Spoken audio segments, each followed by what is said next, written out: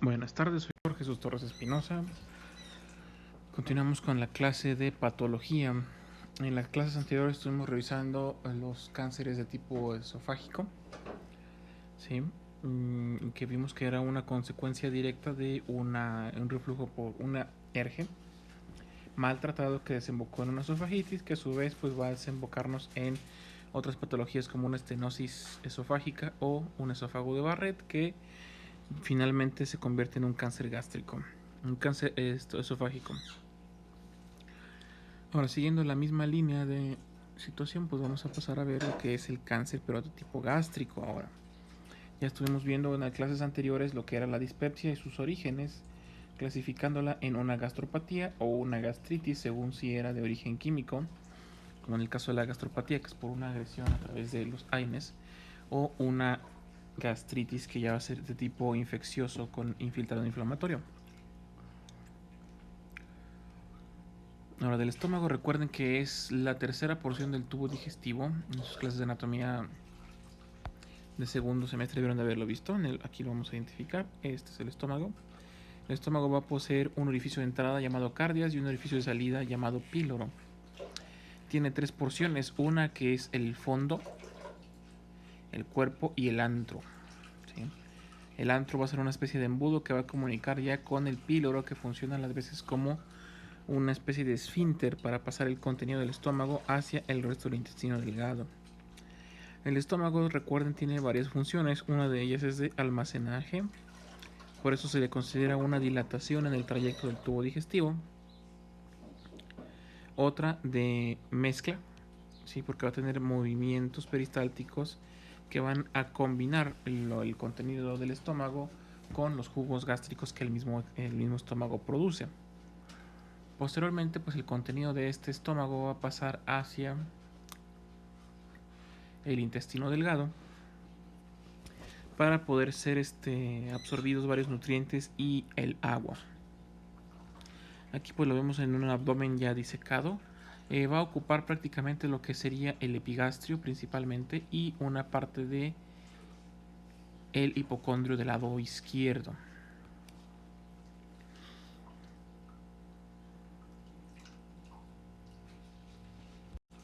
Queda cubierto en parte por el hígado, por el lóbulo izquierdo, y va a estar en relación con el vaso. En este pues vamos a ver las partes. Como dije, tiene un orificio de entrada llamado cardias con un orificio de salida que va a ser el píloro, y en sí el reservorio se va a dividir en tres: fondo, cuerpo y antro. Tiene tres capas musculares, teniendo una capa oblicua, de fibras oblicuas, una capa de fibras redondas o circulares y una capa más externa de fibras longitudinales. Estas tres capas de músculos pues le dan la capacidad de poder generar movimientos en cualquier dirección para generar los movimientos de mezcla que van a revolver el contenido del bolo alimenticio con los ácidos gástricos y formar el quimo. Igual, a modo recordatorio, pues va a estar irrigado por ramas del tronco celíaco. El tronco celíaco pues va a ser una rama directa de la arteria aorta abdomen en su porción abdominal. Este va a dar dos ramas que son la arteria gástrica tanto izquierda como derecha, y esas van a darnos a la vez las gastroepiléploicas izquierda y derecha, así como las arterias frénicas inferiores. Esto es lo que se va a encargar de la irrigación del estómago. Va a estar bastante irrigado, y de hecho esta irrigación nos va a servir para recordar más adelante cómo un cáncer gástrico puede transportarse por vía hematógena, hacia qué órganos va a hacerlo según el drenaje que tenga, según los vasos sanguíneos que lo irrigan o que recojan su drenaje venoso. Va a compartir una parte de la inervación con el esófago en el caso del plexo de Auerbach.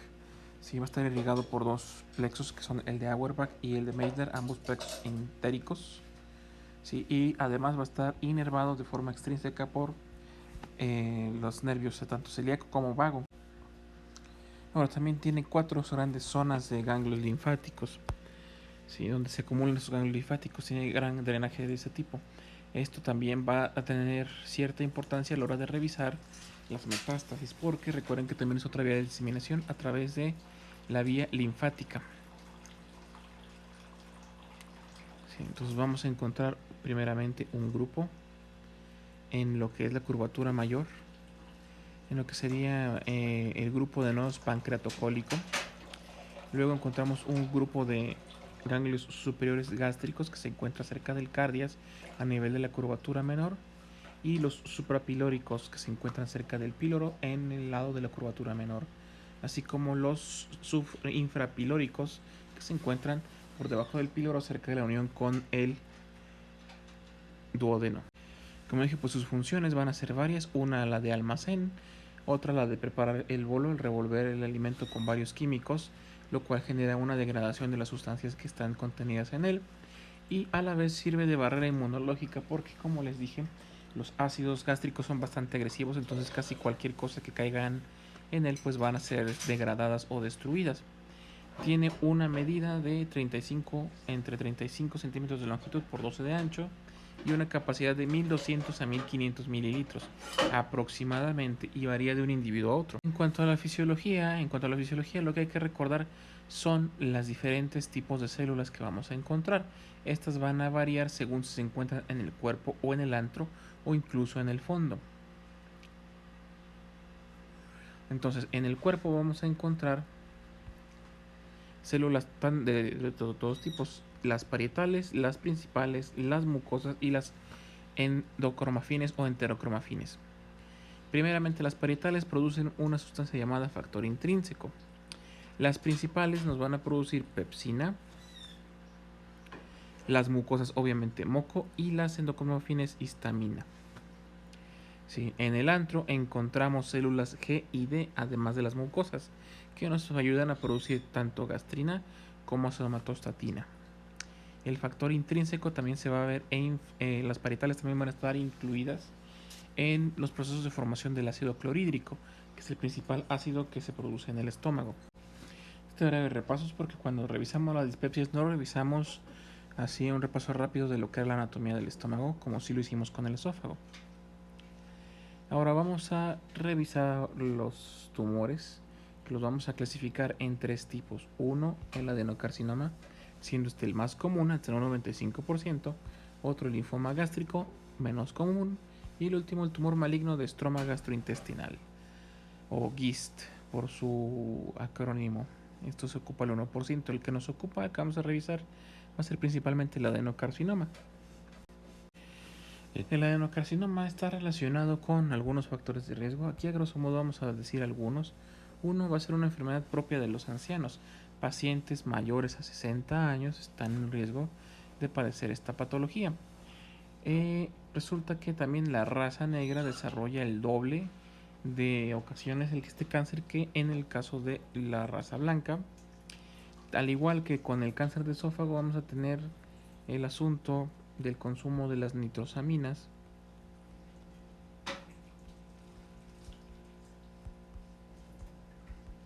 Sí.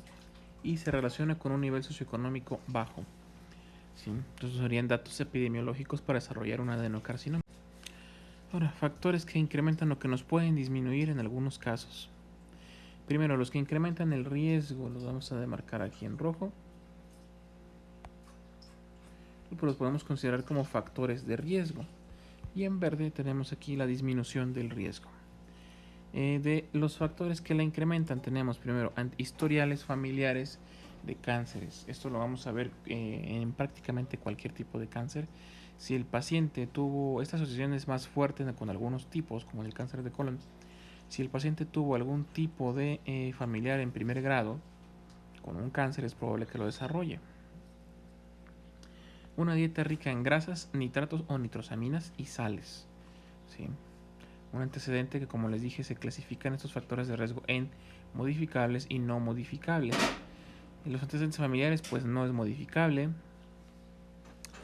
La dieta pues, es modificable obviamente. Luego tenemos la poliposis familiar, que es una alteración de la mucosa del intestino en la cual pues, se desarrollan unas salientes o prominencias sésiles llamadas pólipos, y esta pues es heredada, es genética.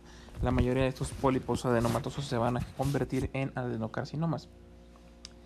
Presencia de adenomas gástricos, otro factor no modificable. Un paciente que ya padezca un cáncer colorectal hereditario que no sea polipósico. Este siguiente es particularmente cierto la infección con Helicobacter pylori, porque se relaciona primero con el nivel socioeconómico bajo y se relaciona con la dispepsia, principalmente la dispepsia funcional, a la que no le encontramos una causa propiamente. Este Helicobacter pylori va a producirnos unos cambios en la mucosa que llevan a la gastritis atrófica. Esta gastritis atrófica, a la larga, pues nos va a producir una metaplasia intestinal y posteriormente una displasia, igual que en el esófago de Barrett. ¿Sí? También encontramos este tipo de cánceres en pacientes que sufrieron procedimientos quirúrgicos como la gastrectomía o gastroyeyunostomía 10 años antes de iniciar el padecimiento. Ya hubo una manipulación, ya hubo una irritación y el estómago, al tratar de compensar lo que se retiró, lo que se quitó del estómago, pues va a empezar a mutar, generándonos a veces una displasia o una metaplasia. Y por último tenemos el consumo de tabaco. El consumo de tabaco, recuerden que el tabaco contiene una gran cantidad de sustancias carcinogénicas que pues van a facilitar los procesos que generan las células cancerosas.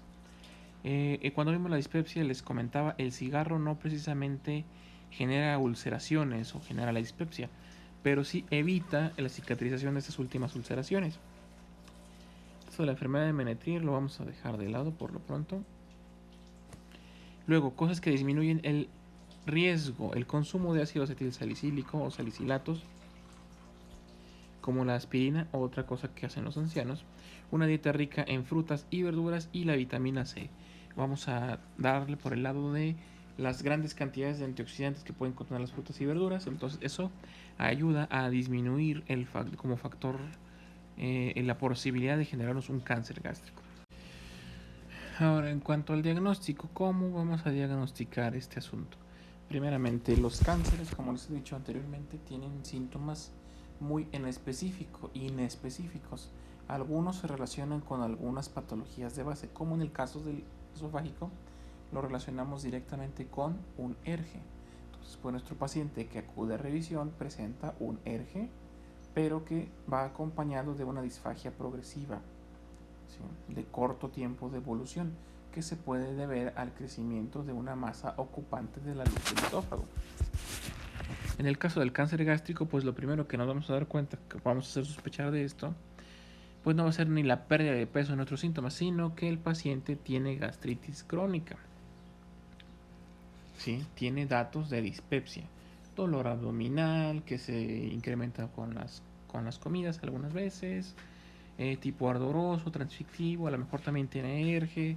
Es un paciente que ha padecido del estómago durante toda su vida prácticamente. Entonces tiene datos de dispepsia primeramente.